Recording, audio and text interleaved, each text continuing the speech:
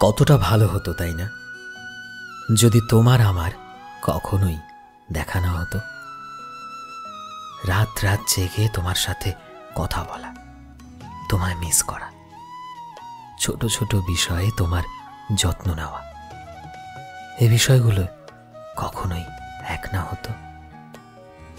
কতই ভালো হতো তাই না, যদি আমরা আসলেই একে অপরের জন্য একদমই আলাদা অপরিচিত মানুষ হতাম। তোমায় কখনো ভালোই না বাসতাম। তোমায় ছাড়া বেঁচে থাকা কতটা কঠিন হবে তোমায় কখনোই না বলতাম। যদি না তুমি আমার জীবনে আসতে, না আমি তোমার।